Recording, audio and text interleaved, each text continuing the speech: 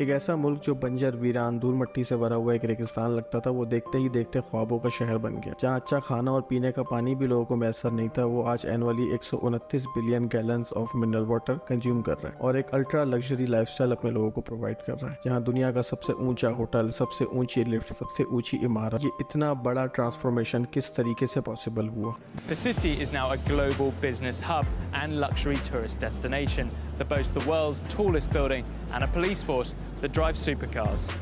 देखें, दुबई की असली किस्मत चेंज होती है 1958 में, जब शेख राशिद बिन सईद अल मखदूम दुबई के रूलर बने और फिर इन्होंने दुबई को एक रेगिस्तान से एक चमकता हुआ शहर बनाया। 1959 में शेख राशिद जब यूरोप और बाकी मुल्कों में विजिट के लिए गए तो उन डेवलप कंट्रीज के इंफ्रास्ट्रक्चर को देख कर ही काफ़ी ज़्यादा इंस्पायर हुए और उन मुल्कों के लीडर्स, इन्वेस्टर्स से मिल के ये दुबई के लिए काफ़ी सारी अपॉर्चुनिटीज़ को डिस्कवर करते हैं और उन कंट्रीज से दुबई का एक अच्छा ट्रेडिंग रिलेशन बनाने की बहुत अच्छी कोशिश का आगाज करते हैं और फिर वहाँ से आके ये दुबई को एक global trading and business hub बनाने का फैसला करते हैं। और फिर यहाँ पे एक ट्विस्ट आता है। अब यहाँ पे होता ये है कि 1966 में दुबई में ऑयल डिस्कवर हो जाता है, लेकिन ये बहुत कम ही क्वांटिटी में होता है as compare to other Gulf countries. Dubai से ऑयल की डिस्कवरी की मिनरल ऑयल रिपोर्ट जब वो स्टडी करते हैं, शेख राशिद को ये पता चलता है कि ये जो ऑयल निकला है दुबई से, ये काफी ज्यादा अरसे तक नहीं चल पाएगा। और इस पे इनकी एक बहुत मशहूर से है, उनका ये कहना था कि मेरे दादा और मेरे अब्बू ऊंट की सवारी करते थे, मैं मर्सिडीज की सवारी करता हूँ, मेरा बेटा लैंड रोवर चलाएगा, लेकिन हालात ऐसे ही होंगे तो उसके आने वाला बेटा दोबारा से ऊंट की सवारी करेगा। तो ये काफी मशहूर से थी उनकी। तो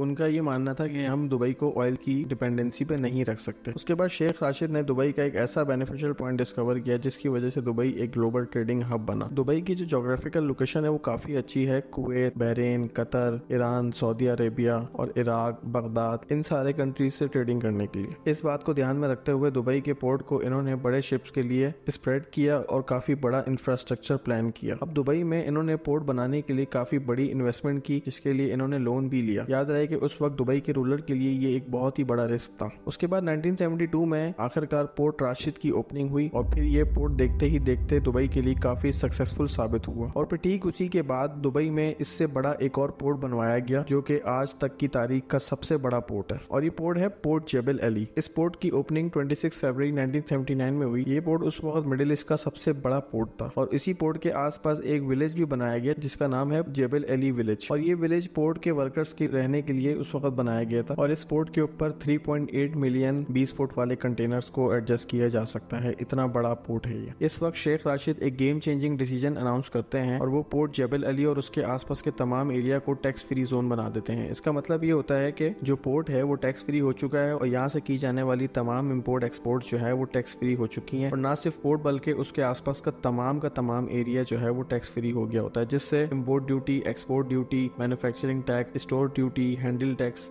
ये तमाम के तमाम टैक्स इन्होंने खत्म कर दिए। अब दुबई के पोर्ट को शेख राशिद का ये तमाम कस्टम ड्यूटी खत्म करने का डिसीजन दुबई के लिए काफी अच्छा साबित हुआ। अब दुबई में बहुत बड़े लेवल पे ओवरसीज इंपोर्ट एंड एक्सपोर्ट शुरू हो गई और अब दुबई का रेवेन्यू काफी ऊपर जाना शुरू हो गया और यहीं से दुबई की इकोनॉमी को एक मैसिव बूस्ट मिल जाता है। और उसके बाद जो शेख राशिद का ये डिसीजन होता है ये दुबई के लिए काफी अच्छा साबित होता है और फिर देखते ही देखते ये पोर्ट दुनिया के लिए एक बहुत ही फेवरेट रूट बन जाता है और दुबई की GDP का 24% हिस्सा यहीं से आने लग जाता है। और इसी बेनिफिट की वजह से दुनिया भर के रिच बिजनेसमैन और बड़े बड़े ब्रांड्स के हेडक्वार्टर्स सब के सब दुबई में शिफ्ट हो गए और दुबई एक ग्लोबल बिजनेस हब बनने में कामयाब हो गया। अब यहाँ पे बात सिर्फ पोर्ट्स तक ही महदूद नहीं रही, बल्कि शेख राशिद ने दुबई में एयरलाइन के बिजनेस को भी आगे बढ़ाने के लिए काफी अच्छी कोशिश शुरू कर दी थी। और उस टाइम पे उन्होंने एक चीज को रियलाइज किया कि दुबई की ज्योग्राफिकल लोकेशन एयरपोर्ट्स के लिए भी काफी ज्यादा अच्छी है। उसकी वजह से एक अल्ट्रा लग्जरी एमिरेट्स एयरलाइन को यहाँ पे लॉन्च किया जाता है और इसकी लॉन्च होती है 1984 में।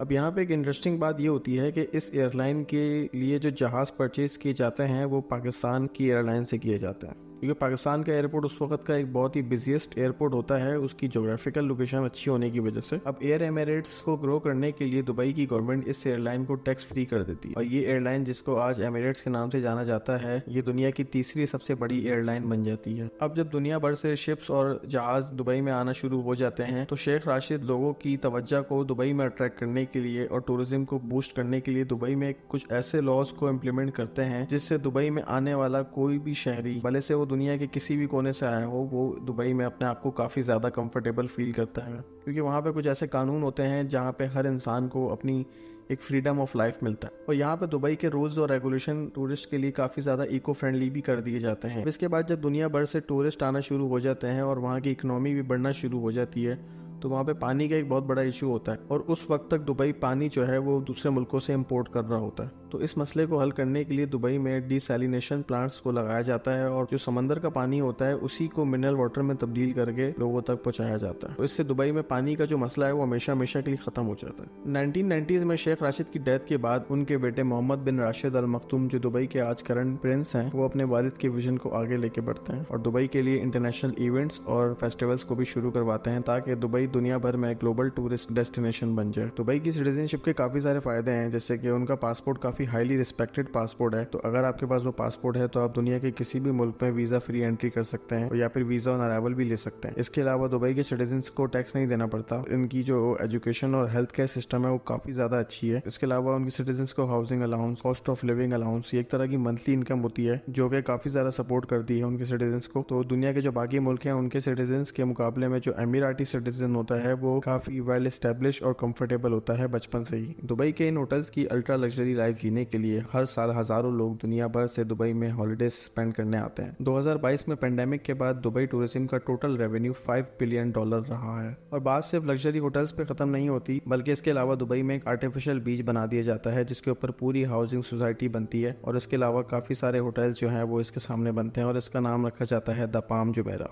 और इस बीच का अनोखा डिज़ाइन दुनिया भर से लोगों को काफ़ी ज़्यादा अट्रैक्ट करता था और ना सिर्फ अट्रैक्ट करता था बल्कि ये दुबई में आने वाले टूरिस्ट के लिए काफ़ी ज़्यादा तवज्जो का मरकज़ भी बनता रहा। दुबई में दुनिया भर की महंगी तरीन स्पोर्ट्स कार भी काफ़ी ज़्यादा कॉमन है और उसके कुछ बेसिक रीजंस भी हैं, जैसे कि उनकी सैलरी टैक्स फ्री होती है, उनके जो सिटी है वो काफ़ी सेफ एंड सिक्योर है, उनके जो रोड्स हैं वो काफ़ी अच्छे और बड़े रोड्स हैं, उस मुल्क का जो इंफ्रास्ट्रक्चर है वो काफ़ी ज़्यादा अच्छा है। उसके अलावा उनका जो लॉ है वो काफ़ी ज़्यादा स्ट्रिक्ट है, मतलब वहाँ पे कोई भी गाड़ी चोरी होना ये इतना कॉमन नहीं होता जैसे दुनिया के बाकी शहरों में होता है। इसके अलावा आज दुबई में काफ़ी सारे लग्जरी शॉपिंग मॉल्स हैं, स्काई स्क्रैपर्स हैं, स्टनिंग बीचेस हैं और दुनिया का सबसे ऊंचा hotel desert safari, Dubai fountain और इसके अलावा एक अंडर वाटर जू है। इसके अलावा दुबई में टाइम टू टाइम एक बहुत बड़ा एक्सपो भी ऑर्गेनाइज होता है जिसमें दुनिया भर के तमाम बड़े बड़े ब्रांड्स पार्टिसिपेट करते हैं। दुबई में होने वाले एक्सपो तमाम ब्रांड्स के लिए काफ़ी बड़ी अपॉर्चुनिटी होते हैं अपने ब्रांड को ग्लोबली फेमस करने के लिए और इन एक्सपो से दुबई एक मैसिव अमाउंट भी अर्न करता है। और इन सारे रीजंस के बाद दुबई एक गर्म बंजर शहर से ख्वाबों की जन्नत बनने में कामयाब हो जाता है और इसका सारा का सारा क्रेडिट जाता है दुबई के रूलर्स को जिन्होंने बदलते वक्त के साथ साथ बोल्ड और टाइमली डिसीजंस लिए। आज नेचुरल ऑर्गेनिक फार्मिंग से लेकर आउटर स्पेस तक दुबई की प्रेजेंस हर फील्ड में शामिल है। इस कहानी का मोरल ये है कि change difficulties into possibilities. Dubai के रूलर्स ने ये साबित कर दिया कि उनको जो मुश्किलात फेस हुई वो उन्होंने किस तरीके से रातों रात पॉसिबिलिटीज में बदला। तो दुबई की ये सच्ची कहानी दुनिया भर के तमाम लीडर्स के लिए काफी अच्छी इंस्पिरेशन है कि दुबई के रूलर्स ने अपनी डिफिकल्टीज को कैसे पॉसिबिलिटीज में बदला।